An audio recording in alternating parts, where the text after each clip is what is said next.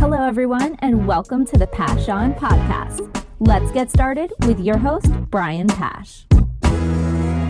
Hi, this is Brian Pash, and welcome to another podcast episode. On today's show, we have the dynamic duo from Cox Automotive, Jade Terreberry. She is the Senior Business Development Director at Auto Trader and KBB. And we have Mike Boyd. He's the Senior Director of Strategic Planning at V Auto and the founder of iRecon. Jade, Mike, welcome to the show. Thanks, Brian. Glad to be with you.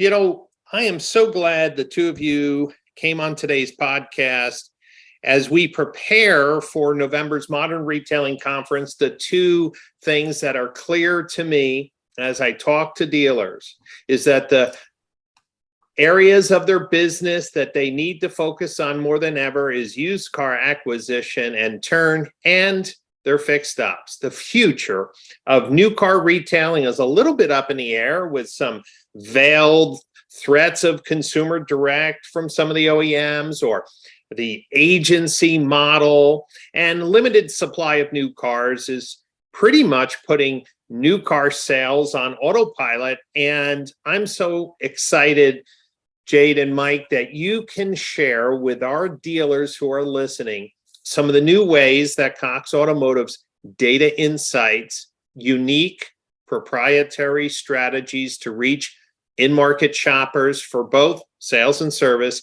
and, well, the software tools to create greater efficiency. This is the perfect time, the perfect storm for you. So, Jade, let me start off with a question.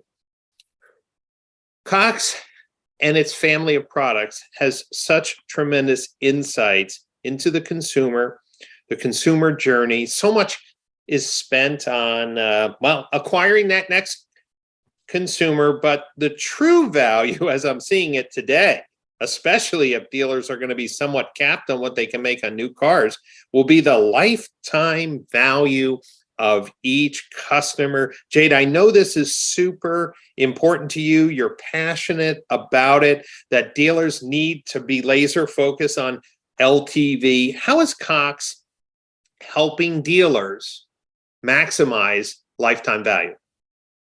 Yeah, you hit the nail on the head, Brian. I am passionate about that. And I believe with all of the changes of the last couple of years, the consumer experience that our clients are able to offer, both on the variable ops side and the fixed ops side, has just, it's really opened up a massive market share opportunity for our clients. You know, we've spent years as Cox Automotive and as dealers developing the right ways to connect with consumers throughout the purchase journey. Whereas we have just in the last couple of years had to start really thinking about how we use tools and technology and data and all of these digital connection points to offer the experience that consumers want, really using fixed operations and this ownership journey, the ownership life cycle, as our primary touch point, because of the high touch nature of it, to start creating these loyal lifetime customers that are going to contribute to the success of the most stable revenue and profit center within our business, which is that fixed operations arena. Yes, Jade. And, you know, I have been tracking the progress of Cox Automotive as they have iterated different versions of what we would call modern retailing today on the variable ops side. But I'm really excited to also hear from the team a real laser focus on making sure that the service workflows and the service insights are equally as transparent online and inside the store. I mean, this is really that last untouched area. Oftentimes, fixed ops directors are never involved in marketing meetings, marketing discussions. They don't come out to marketing conferences yet. You have a tremendous data warehouse that will allow precision targeting, precision reminders, and precision, operational insights to maximize LTV. How are you seeing today your unique digital fingerprint that you have on customers online and in the store to help streamline the service experience and increase revenue.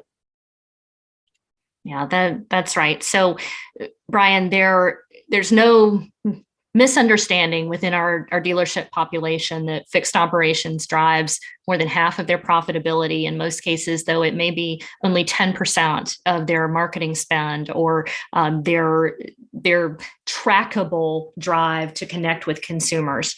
And so what we have found and where we've really focused over the last couple of years as Cox Automotive is building out what we know about the vehicle sitting in a consumer's garage, realizing that the entire competitive landscape is changing in that arena where consumers are purchasing from further away from their residence, so less likelihood to retain loyalty with where they purchase the car. We see so many of the mom and pop shops or Walmart oil change centers that aren't qualified, don't have the right technology to connect to consumers to offer what they need to service or maintain or fix recalls on their vehicles, knowing that most vehicles on the road today are rolling computers on wheels. And so, we've said we've got to find this way to connect consumers with dealers and then keep them connected as we grow this ownership marketplace. And so, at KB, we rolled out a number of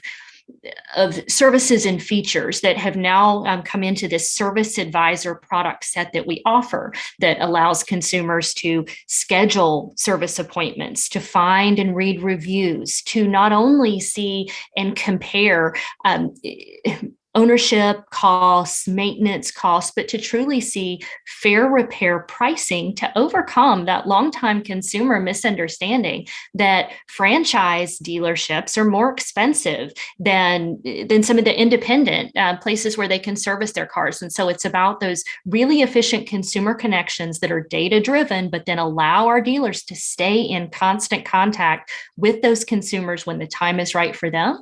And then to also give them the experience that they want in the research, compare, and take action. Schedule the service, schedule for pickup and delivery, and then get them into the store and create a great customer service experience so that you tie them to you for life in that most stable revenue stream that you have today. Well, Jade, I'm really looking forward to seeing the latest products and really data insights at the upcoming Modern Retailing Conference. I know the Cox team will be there, including Carrie Sudbrack, who's the VP of Dealer Sales, to answer the questions really that we're going to bring up today on the podcast. Mike, I want to direct a few questions to you because, as I mentioned, dealers are realizing that maybe they don't have as much control on supply on new cars, but they have to be more intentional in their used car acquisition, in reconditioning, to really turn it into a serious business, not a accidental business, to add some data through their whole recon process. And let's pause for a moment. You are a founder of this platform, iRecon. How did you get started? What's your background? And why should dealers have a more intentional software-driven process for reconditioning when so many have a manual process? Yeah, so speaking about my background, so I almost cringe at saying I have roughly about 30 years in. I started off selling cars and, of course, moved my way up through the ranks, pretty much doing every role, including multi-store management. My last 10 years, I was with Lexus, and really it was from that perspective of how important that consumer journey is and the consumer experience. And while focusing on pre-owned cars, understanding how important the car is to that whole process, because really I always say that the ultimate customer is the car. Whoever owns the car is the one who pays the bill, but nothing good or bad happens until you have a car in stock.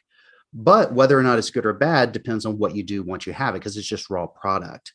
Right. So when you look at what the consumers are demanding, a more digital experience, they understand what they bring to the table as in the value of their dollar. When you look at traditionally how we've managed the reconditioning process, which really it's very important to understand that the reconditioning process is the dealer's money. Right. And it's not a spend unless you do it wrong. It's an investment. So just like rehabbing a house, you should go into the reconditioning process with a data-driven mindset of, this is why I'm going to do this. And this is how I'm going to turn that investment into revenue back to the dealership. But also when you look at the reconditioning process, that drives so many of the things we do at the dealership. So right now, obviously, top of mind is lack of inventory for new cars. And there's really not a whole bunch you can do there. So it's a great opportunity to really focus in on pre-owned. But they don't just show up on a truck. You have to go out, you have to acquire these pre-owned vehicles. So understanding truly what it costs you in dollars and cents and time to get that vehicle from raw to finished into the hands of the consumer in a profitable way, that'll drive those appraisals. That'll drive that acquisition rate. And one of the things I enjoy the most about speaking with Jade, and the more and more I engage with her, I really enjoy, is that the fixed ops piece is such a vital part of it, because the fixed ops department, the variable departments, we talk about how they're, separate names, but really they work for the same owner. And at the end of the day, the fixed ops department does the most important piece of the reconditioning process, which is that service, making sure that the car is done to whatever the dealership has defined as done. And also we're delivering to our consumers. So that way we can sell more cars, we can buy more cars, and we can get more consumers into our system at the dealership, which starts to play into that lifetime value, get them in there for service, get them returning. Mike, one of the problems that I hear, continually, and not that any one product solves a labor shortage, but dealers are having problems with techs. And at one time we could have said, dealers were having a hard time finding great salespeople. What we found out on the variable ops side, when a dealership embraced, say, Cox's retailing platform that gave transparent pricing online and in the store, automotive retail opened up to a whole new generation of car salespeople who were tech-driven, who were more like the genius bar people at an Apple store. And dealers found, wow, we don't have a shortage of salespeople now. We just didn't have the right tools to optimize our variable ops sales process. In the same way, Mike, are you finding that dealers who are embracing iRecon are able to do more, in effect, get more hours out of the existing staff, almost like we saw in variable ops? With the right tools, you can get more people in and out. Is that also the same impact for these internal customers, the used car department? We're getting better throughput, and as a result, those techs are doing more faster and more efficiently? Absolutely. Absolutely. So a couple of different things we see. So dealerships, of course, are Viato. iRecon is part of Viato. So our dealerships that really understand how managing the reconditioning process not only allows them to acquire more vehicles, we actually see almost double the amount of appraisals actually becoming inventory records. So that's huge, right? Because they really understand what it costs them to do business. So they're able to appraise vehicles and acquire vehicles more efficiently. But then it's that same transfer of information of understanding, hey, when I appraise this car, whether it's at auction or from a consumer off the street or a trade-in, this is what we plan to do. By connecting the fixed ops department, your partner, right? They're part of your family, with the variable. That transfer of information allows the technicians in the service department to be more efficient. So I really shy away from speed, because speed really has never mattered much to me. Now, scalability and efficiency, that's different. That's something that I can replicate and I can improve upon. But making sure that both sides of the fence understand they work for the same person and that they're part of a family, and then giving a clear view into what is expected to be done, and then also what done truly means, that really opens up a lot of avenues. And when I talk about the efficiency piece, imagine, well, how most dealerships still do it today. So that's why it's such a huge opportunity of not really understanding how many cars do need to be reconditioned or serviced by my used car department. And then how do I balance that consumer off the street that is so valuable, right? That lifetime value is so valuable because they're also a breeding ground for future trade-ins and acquisitions. But then how do I make sure that I'm supplying the throughput for my own used car department so that way they can sell more cars to, again, generate more consumers and dealers, or I'm sorry, customers that come back and service from us again. So really it's just bringing them both to the same place at the same time and understanding what that job that needs to be done is. Jade, I want to bring this high level question. What I'm hearing from you and Mike is that dealers who are recognizing they have to have a more efficient and intentional strategy for used car acquisition, reconditioning, and throughput in used car sales have the combination of their Auto Trader listings, their KBB pricing tools, the iRecon tools to completely estimate and understand what their total costs need to be in acquiring a car and then getting it ready for sale, and then bringing those rich insights that the Cox data warehouse has on website visitors, service customers, where they are in their life cycle. When you put all of these pieces together, there couldn't be a more tighter product set for dealers who say, I want an efficient, intentional used car operation.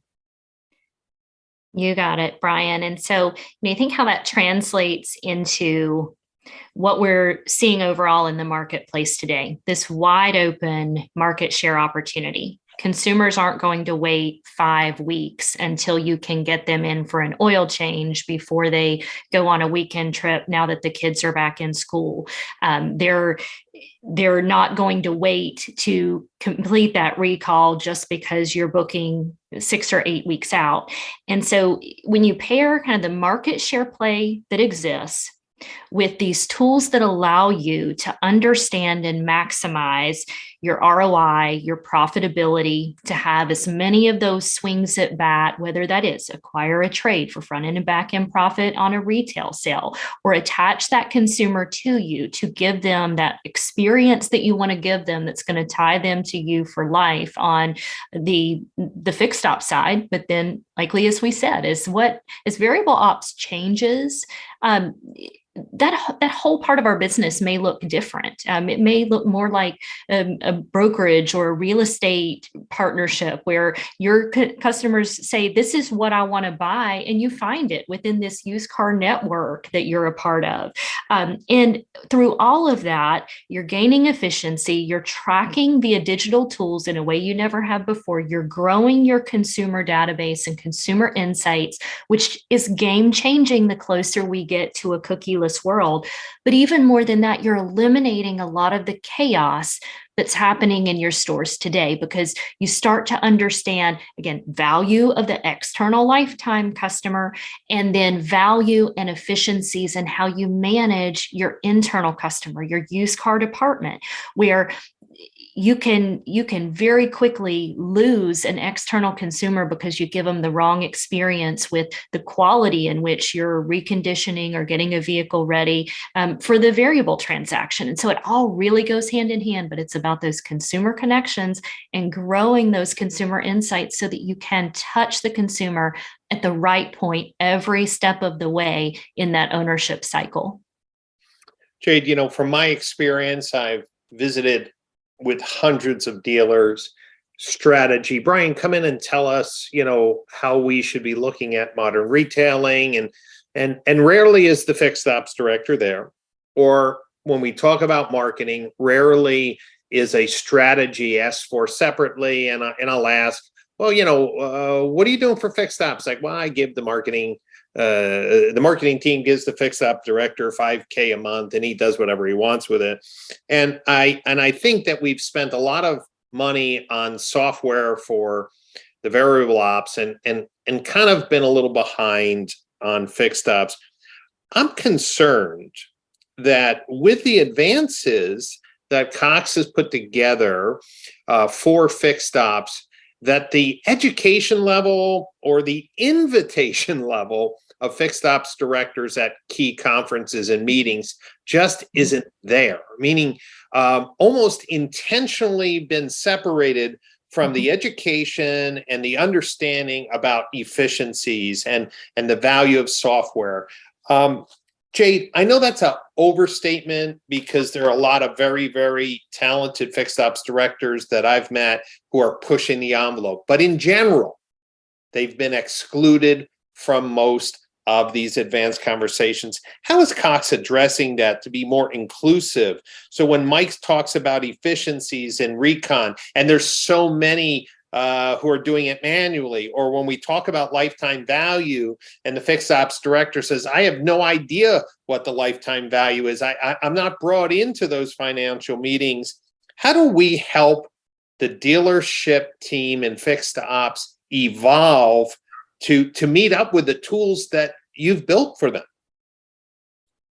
Yes, couldn't agree with you more. So, if you think about all of the tools that you're probably familiar with, Brian, as are most of the dealers and dealership staff listening to this today, they have a finger on the pulse of their spend, their tracking, their market share, the number of transactions that they are gaining or losing on the retail sales side.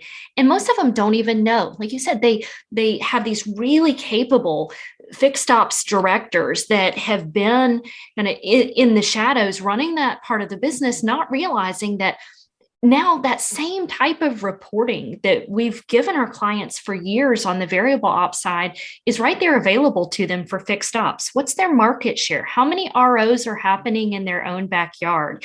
If they're a Vin Solutions customer, it calculates for them. They see in every one of those consumer dashboards the lifetime consumer value. They see if they're servicing with them or not.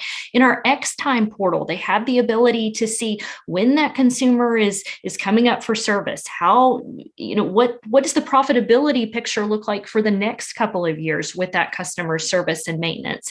But even bigger than that, I keep coming back to market share, and I'll say it again and again, but the data, it's now right there. And it's not billboards, it's not Valpak coupons, it's not mailers. It's using this massive identity graph and data lake of consumer insights where we know what's sitting in your known customers' driveways and garages. And we know likely before they do when it's time for them to exercise a recall or to get service, or how many miles they've put on the car, or when they're going to trade next, when they need to make that choice between a big milestone service or a trade into the next vehicle. And our ability now to connect them to you in that ownership cycle and to show you whether you are gaining or losing and who you're gaining or losing to from an RO perspective, from an impressions perspective. Even, you talked a little bit about spend, but we look at paid search. You can spend a tremendous amount of money trying to find every keyword and capture how to drive ready to service now consumers to your base. Or you can look at these really efficient marketplace connections, dealer card listing connections, like what you see in Service Advisor, where consumers are organically coming there. And once they come back, they're coming back at this incredibly high repeat visit rate where they can connect with you. They save you as your favorite. And so all these things start to really come together on the lifetime value, the market share play, the efficiency play, that if you don't take advantage of it today, they're going to connect with somebody else in your own backyard that's going to give them that digital connectivity and the experience that they want to have. And that's likely who's going to get the next swing at bat for the front end and back end profitability of their next purchase. Well, I echo your optimism that data-driven dealers who are focused on LTV, that lifetime value, and operational efficiency, using tools like vAuto and iRecon, using data insights through the Cox Automotive Data Lake, and to, stop running their business based on guts and emotion and using the data to drive smarter business decisions are going to be the ones that win in the long term. We've seen the consolidation of dealers through acquisitions, big moves in 2021, continuing in 2022. And here's what these large companies are doing. They're using their data. They're using integrated tools like the ones we've discussed today to just squeeze out every inch of profitability they can while increasing customer satisfaction. Mike, I'm going to let you close. I have one question. When you're out there talking about iRecon, obviously you're passionate about this product. You're a creator of this. If a dealer is doing the recon process manually without a tool set, and you were in an elevator with them, and you just had a minute or two to just say, hey, if you injected this technology into your recon process, I can guarantee you, or I can predict X, what would you tell them? So I get asked that a lot. And one of the first things I tell a dealer is look at where our market has been in the last 10 years, 5 years, even in the last 2 years. And if you look at how many times we've had to pivot and change, now think back to how you're managing your own money, that reconditioning, because truly that's the only thing you can control. The market's going to control what you have to pay for a car, and the market is going to control what you can sell it for. So where you stand to make or lose money is what it costs you to do business. And that's what iRecon does. It allows you to understand fully what you do at your dealership and what it costs you to do business. So just not managing it, it's not an option anymore. Mm-hmm. So that would be the short answer. Something I would like to add. So the big opportunity is just like you and Jade were saying a second ago, is in really understanding our fixed ops department and bringing the education to them, those market insights. So that way we start moving to more market driven decisions. The first thing that I say that iRecon can really help with is putting all the players at the dealership, because they're all players on the same team, around the data. So it's not just the used car department trying to get cars serviced. It's the used car department trying to get their cars reconditioned, which involves an average of 5 to 6 different tasks to be done. And understanding that your partner, your family member, the service department is the most vital piece of it.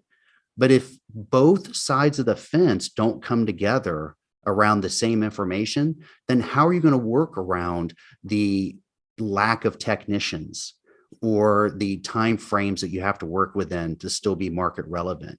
So use that data, be able to understand that, hey, here's what our sales goals are. Here's how many cars we have to get through service today, this week, and this month. And then be able to work with your partner, the service department, to work around their schedules to make sure they're still taking care of the consumer, because the consumer is the lifeblood, right, of the dealership for that lifetime value. But we also need to make sure we're still supplying our used car department, so that way we're regenerating and replenishing those customers back into our system. Well, Mike, Jade, I couldn't agree more that this is the time that dealers need to have a more intentional strategy to grow market share, to increase lifetime value. And that's not fictitious now. It can be achieved through greater efficiencies in technology and software, better education, better integration of tools, and of course, leveraging the vast data lake that is amazingly built and uniquely built through the many Cox Automotive products. Dealers, if you are looking to leverage this unique time in the market of record profitability and preparing for the future, this is the time to get an updated look at the complete Cox Automotive software suite. And you can obviously reach out to your vAuto rep on iRecon or your Auto Trader KBB rep to talk about some of the new ways in which you can automate and create a higher customer experience increase market share, and lifetime value. Jade, it's been a pleasure. Mike, it's been a pleasure. Jade, I'm going to let you close with one thing. There are so many opportunities for dealers. You and I seem to be aligned that this conversation is at or should be at the top of the list. What's one word of encouragement you have for dealers today that are just a little overwhelmed with change and need some help knowing what the best next step is? I always say, Brian, when you're spinning, you have to stop and get back to the basics. And when we look at that multi-pronged revenue approach for our client's business, we have to look at where they can spend time and focus and energy today to best set them up for the future. And so I just can't emphasize enough the importance of them turning their service center into their most stable profit center. They need to take those steps today, but that touches every part of the future market share gain of their business. So this is about focus, tracking, measurement, and efficiency in the fixed ops space, because it will touch every other piece of your business. And the pent-up demand that we've been saying for years, since the pandemic or coming into the marketplace, that's not going to change on the fixed ops side. It's not like we're in this overwhelmed period now and that's going to wane. It's not. The industry has changed. And so I really see this fixed ops piece as the most stable area where we need to focus today for market share opportunity, growth for the future, and lifetime consumer connections that are going to be priceless the closer we get to that cookieless future we all know is coming. Well, that's a great close of our conversation today. And I want to remind dealers that Carrie Sudbrack, who is the VP of Dealer Sales, and other members of the Cox Automotive team will be at the Modern Retailing Conference November 13th, 14th, and 15th in Palm Beach. This year, there are 5 educational tracks, one on HR, one on sales process, one on marketing, one on analytics, and a creative track this year. And in the sales process, we will be talking about fixed ops and intentional used car acquisition strategies. So get your dealership team registered. You can go to modernretailingconference.com and then also connect with the great Cox Automotive team members there who can answer all your questions and show you some new things that are on the market. If this is the first time you're listening to this podcast, you should know that there are dozens of interviews with industry innovators, disruptors, and people who are seeking to educate dealers to prepare for the future. So don't forget to look up the Brian Pash podcast on your favorite podcast channel delivery. Thank you so much for listening today, and we'll catch you next time on another podcast episode.